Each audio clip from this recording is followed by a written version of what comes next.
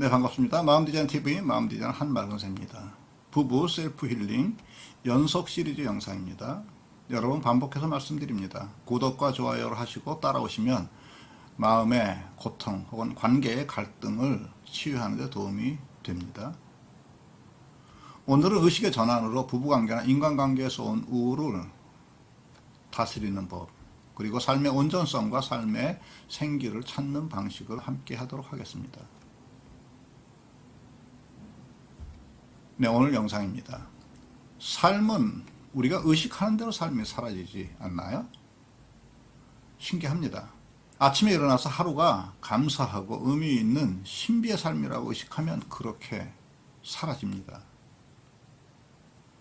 반면에요, 지루하고 권태롭고 하기 싫은 일을 해야만 하고 어쩔 수 없고, 근데 이렇게 삶을 의무나 부담으로 의식하면 삶도 또 그렇게 됩니다.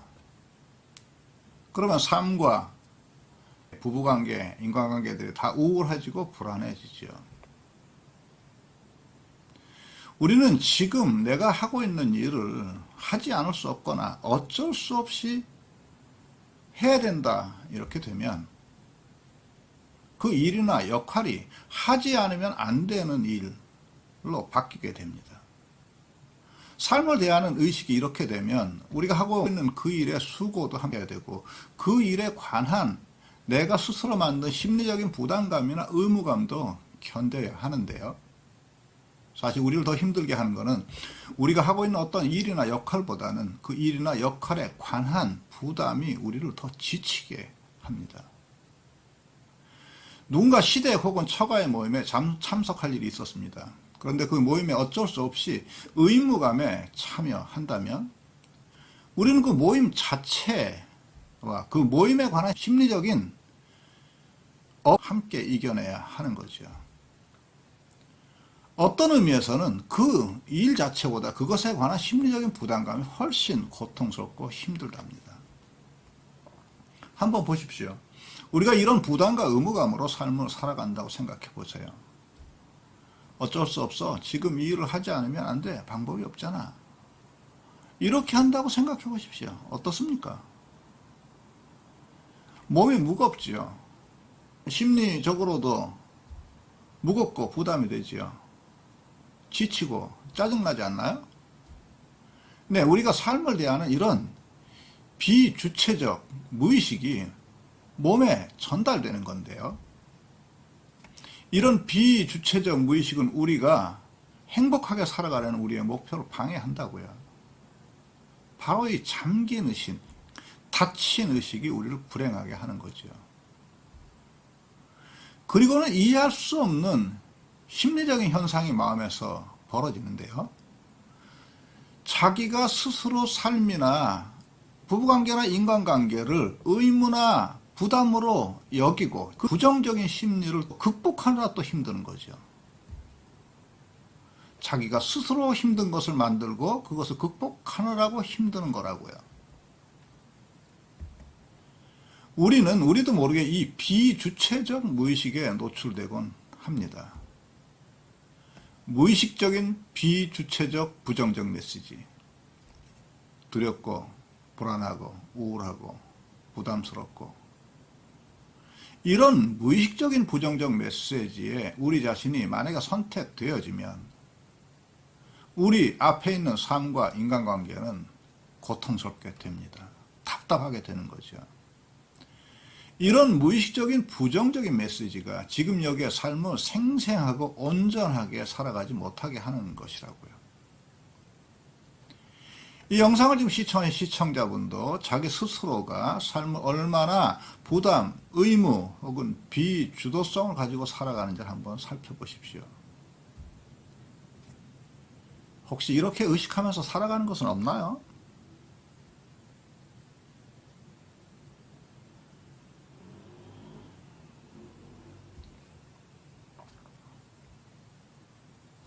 지금 내가 하는 일이 귀찮지만 어쩔 수 없이 해야 돼.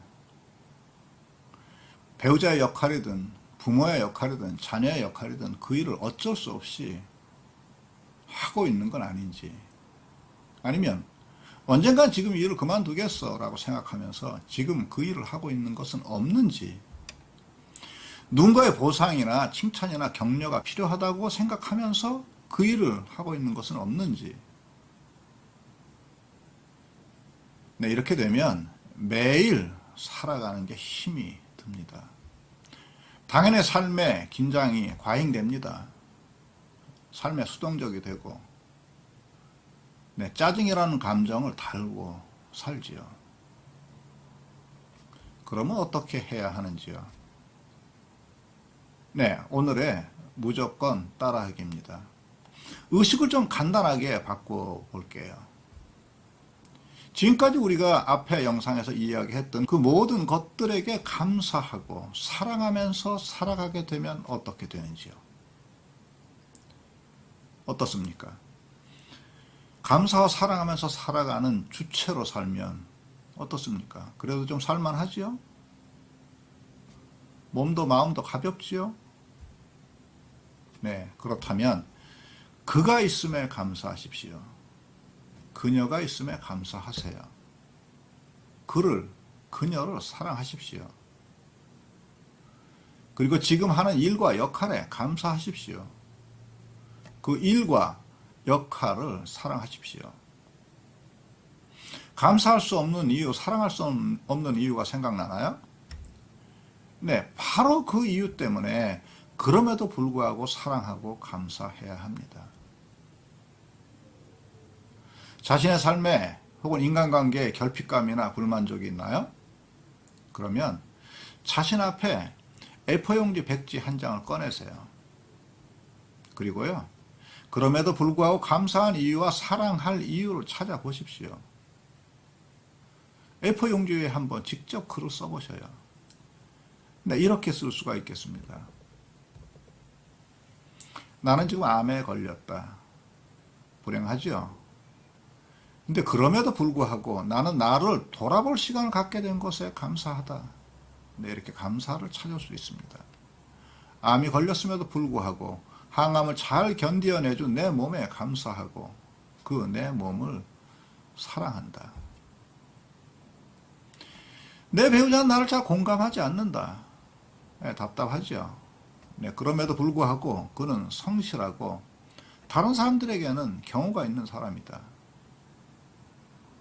그는 내 말을 잘 공감하지 않음에도 불구하고 내가 부탁하는 것은 그래도 잘 들어주려고 애쓰는 사람이다.